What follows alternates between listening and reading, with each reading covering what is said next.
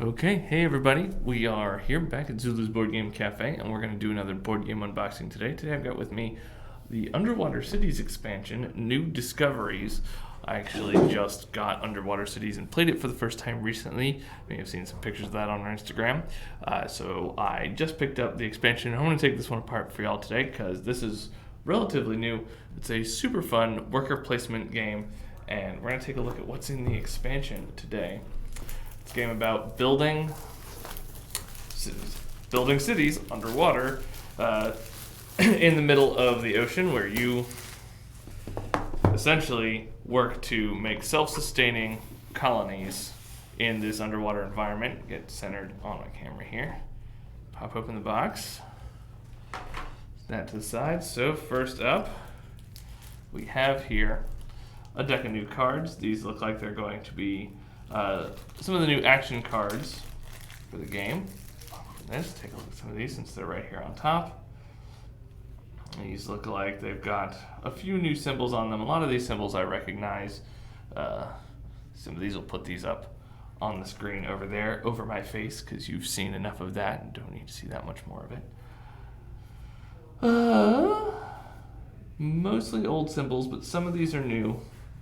Some of them I don't know exactly what these mean. That'll be interesting.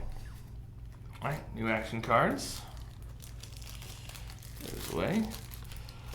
Next up, more tokens. These are the little tokens that indicate farms, desalination plants, and laboratories. They're how you generate the resources in the game, the science, the food, and the money, the oh so important money. Rulebook. Traditional board game stuff. The rules for the expansion. Oh, here is a new board. This must be one of the discovery pieces. Now, this board is featured on the back of the game. Trying not to get too much glare in here, or so you can get a good look at this board. There we go. A lot of new symbols on this. Geez, so these red hexagons, I don't recognize at all. What I see a lot of that's not on the regular board are the secret objective spaces here.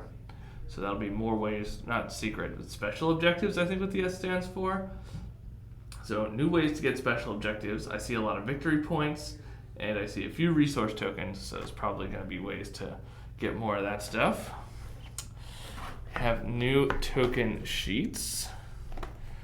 So we have a bunch of green hexagons here. Those were the metropolises before. We might have either new metropolises, metropoli, whatever.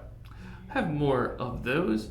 I also see some new cardboard planks down here that I don't recognize offhand. So something special going on there. All of these look like they're player related, since there's the exact same loadout of these and all the players, so that may add some more new base options for players with those tokens.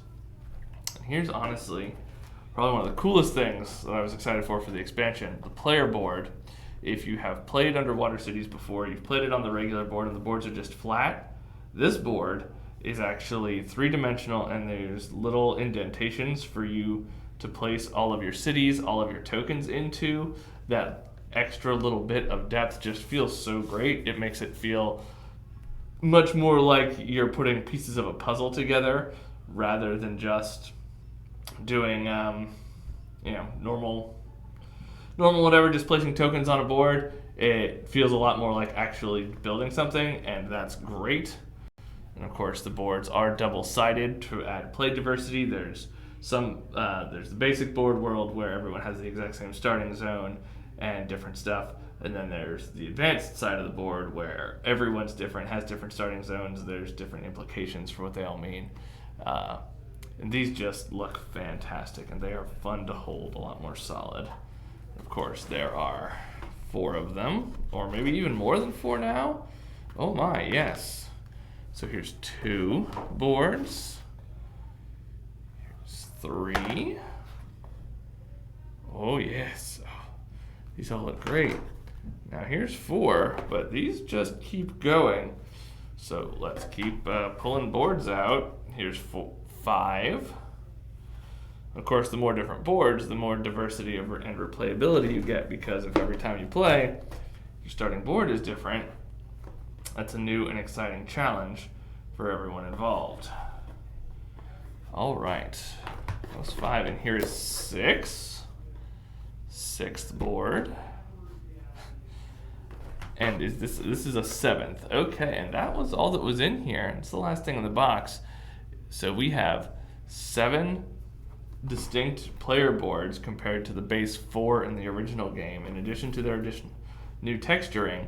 And since it looks like we had new Metropolis tiles earlier, there's going to be those new Metropolis options as well, which I'm sure play into how many of the different boards there are. So it's not a huge amount of stuff. There is the one new board, and that's probably going to add a whole new gameplay element.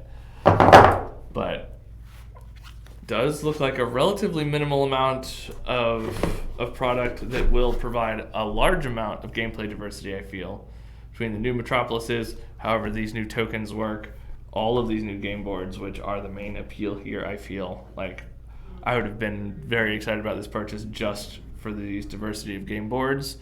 If that was all it was, totally worth the price tag to me. And all the new action cards, those are going to be great. And of course, more little tokens, which implies that we'll be able to stack more tokens than we normally could, because one of the problems with the initial game is the possible reality of running out of these tokens was a big deal. So having those will be handy.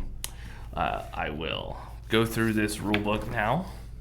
I will probably not today, but sometime in the near future, do a learn to play for both regular Underwater Cities and this new expansion once I get a chance to play through it this weekend. But thanks for checking this out and going through the contents of the new box with me. We'll see y'all soon, and have fun playing games this weekend. Bye, guys.